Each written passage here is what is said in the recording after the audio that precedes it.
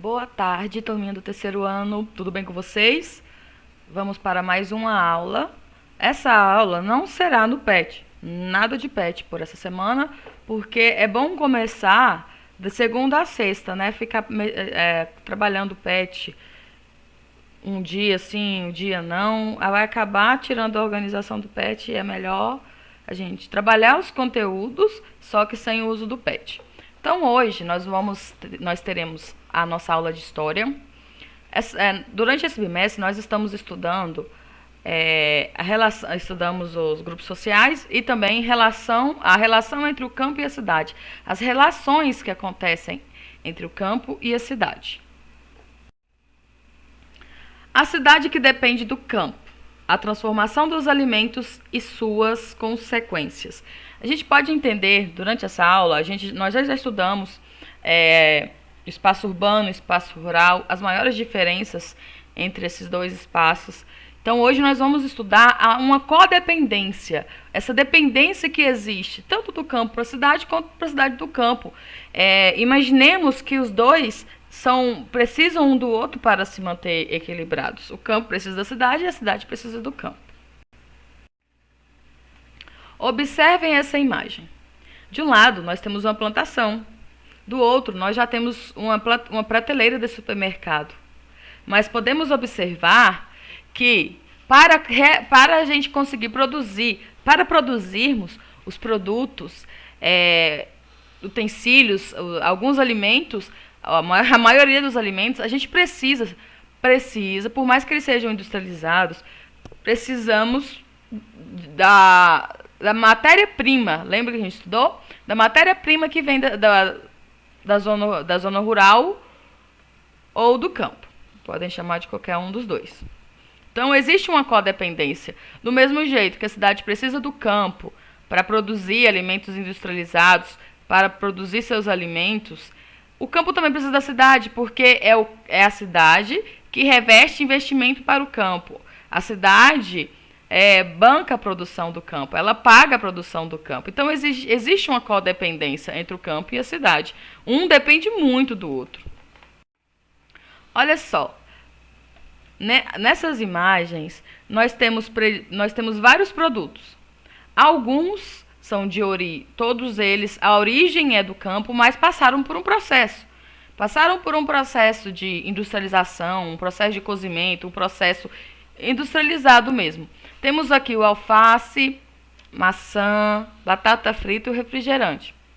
Por mais que a origem deles toda seja no campo, eles passaram por um processo. Os alimentos que não passam por nenhum processo, que são alimentos obtidos diretamente das plantas e animais, como folhas, frutos, ovos e o leite, não passaram por nenhum tipo de processo, a gente chama de alimentos in natura.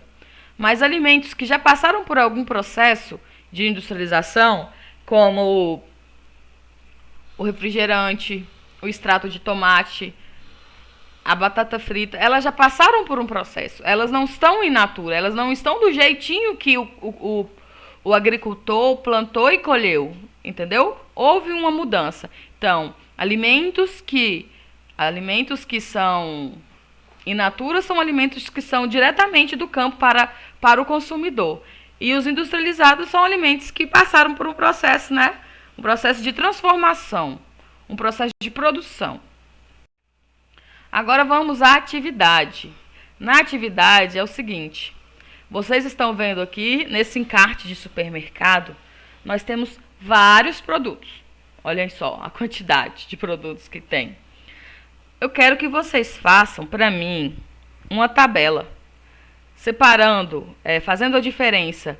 De um lado, vocês vão colocar os produtos que foram industrializados, e do outro, vocês vão colocar os produtos in natura, alimentos in natura de um lado e alimentos industrializados do outro, dessa tabela, desse encarte aqui. Então, vocês vão fazer uma tabela pegando por base esses alimentos. Então, cada alimento corresponde a um lado da tabela e vocês vão colocar. E vão ver, dentro desse panfleto, o que tem mais? Tem mais alimentos industrializados ou mais alimentos in natura, do jeito que o agricultor colheu, chegou na mesa. Entendeu? Vocês vão fazer essa análise, essa diferença entre os dois. Bom, aqui a gente tem um exemplo de gráfico. Lembrando, alimentos in natura de um lado, alimentos industrializados do outro. Aí, cada linha, para vocês ficarem, para entender, fazer a atividade mais fácil, vocês podem usar a linha do caderno. Cada linha do caderno vai simbolizar um produto, entendeu?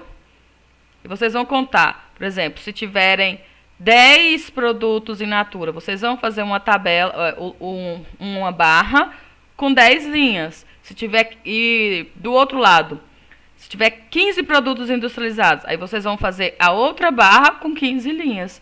Assim vocês vão conseguir entender mais ou menos. Qualquer dificuldade, vocês já sabem, pode perguntar para a tia Gabi, que eu vou explicando, eu mando um áudio ou faço uma explicação para vocês, tá?